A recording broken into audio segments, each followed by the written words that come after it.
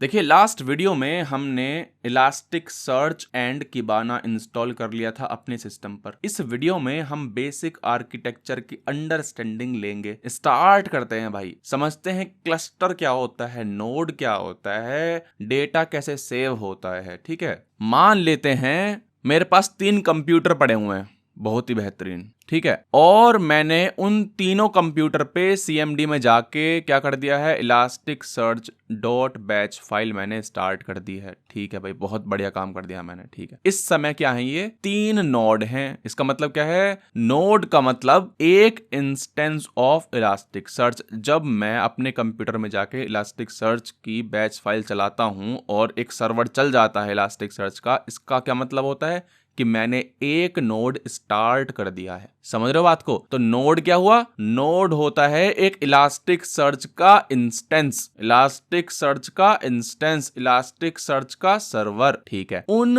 Elastic search के server के collection को क्या बोलते हैं, क्लस्टर बोलते हैं। तो भाई ABC मैंने स्टार्ट कर दिया, ये क्या है, नोड है, और ये क्या है, क्लस्टर। ये क्या है, क्लस्टर। और ये रेड वाले क्या है भाई, ये है नोड। इसका मतलब है कि इलास्टिक सर्च के कलेक्शन को क्या बोलते हैं, क्लस्टर।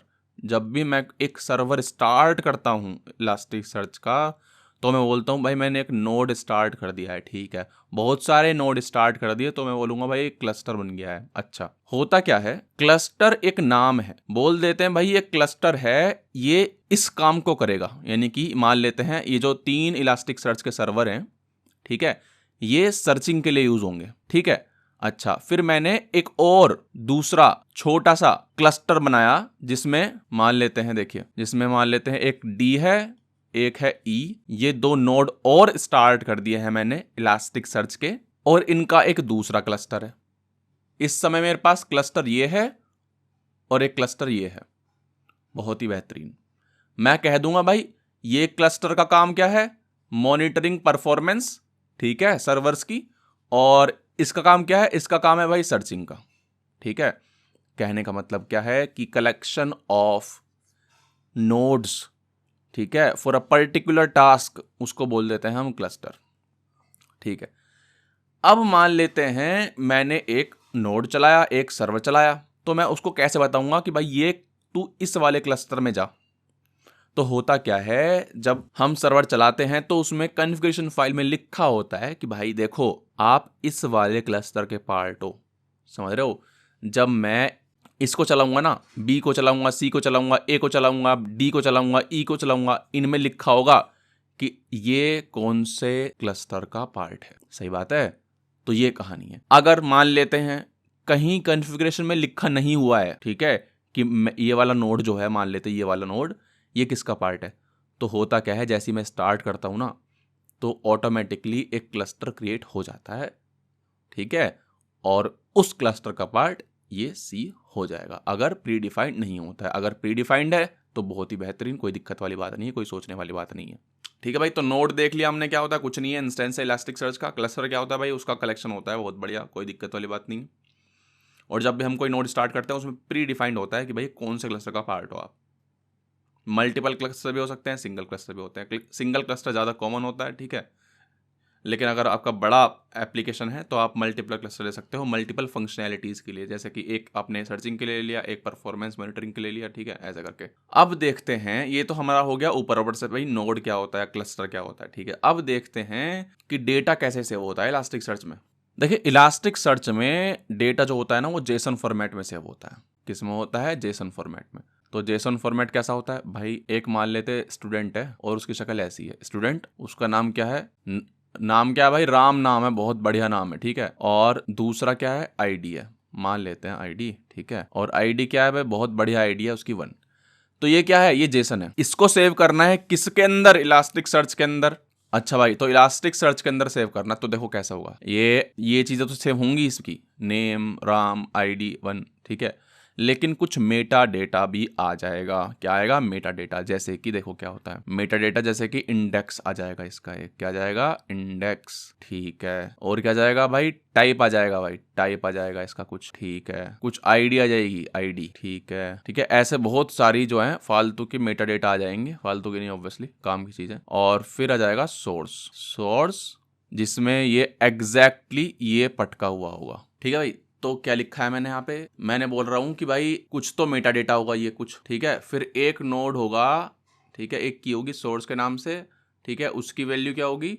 उसकी वैल्यू खुद ही होगी जो हमें सेव कराना है। बहुत ही बेहतरीन। ठीक है, तो अभी के लिए क्या ध्यान देते हैं भाई? इंडेक्स पे ध्यान देते हैं। इंडेक्स, ये मेन चीज है, इंडेक्स। ठीक है, इंडेक्स। तो भाई हर एक डॉक्यूमेंट कैसे होता है?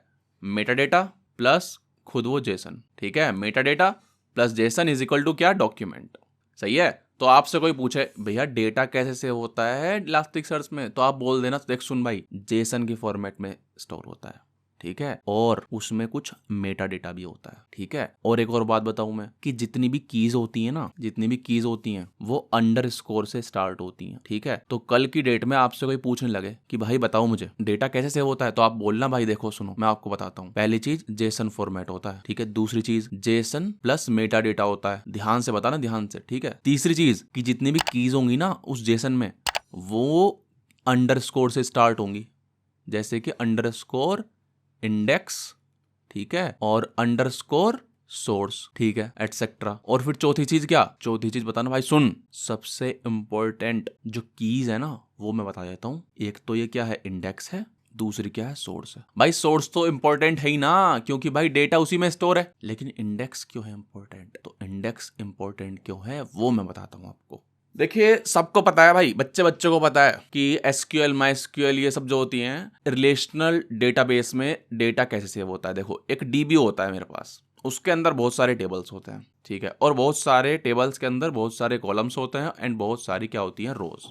ठीक है भाई, सबको पता है, बच्चे को पता है। लेकिन भाई उनको ये नहीं पता कि इलास्टिक सर्च में जो डेटा होता है ना वो कैसे होता है। तो आपको बता देना है क्या? तो आपको बता देना भाई जेसन में होता है, जेसन प्लस मेटा डेटा होता है, और कीज जो होती है वो अंडरस्कोर से स्टार्ट होती हैं, और कुछ इंपॉर्टेंट कीज हैं जैसे कि इंडेक्स एंड सोर्स। ठीक है, सोर्स में डेटा सेव होता है, एक्चुअल जो डेटा होता है, और इंडेक्स है बताऊंगा। ठीक है, तो इतना बता चल गया कि डॉक्यूमेंट में सेव होता है क्या? डेटा। अब देखो डॉक्यूमेंट इलास्टिक सर्च में is equivalent to rows in SQL. ठीक है, document in Elasticsearch is equivalent to rows in SQL. सही है। Fields in Elasticsearch is equivalent to columns in SQL. ठीक है भाई, ये समझ में आता है कि document in Elasticsearch is equivalent to row in SQL. दूसरी चीज क्या है भाई? दूसरी चीज है कि fields in Elasticsearch is equivalent to column in SQL. Field क्या है भाई? फील्ड ये कीज ही जो है ना, ये फील्ड्स ही हैं। ठीक है, फील्ड्स ही हैं ये, बहुत ही बेहतरीन। And index in Elasticsearch is equivalent to table name in SQL. कहने का मतलब देखो, जैसे टेबल्स होते हैं, एक डीबी है मेरे पास, उसमें एक टेबल क्या है? स्टूडेंट है, एक टेबल क्या है? डिपार्टमेंट है, एक टेबल क्या है? टीचर्स है। ठीक है, 3 टेबल होगी। अब एक टेबल में similar kind of data stored होता है, समझ रहे हो बात को? उसी तरह से इंडेक्स क्या होता है? हर एक डॉक्यूमेंट में इंडेक्स होता है।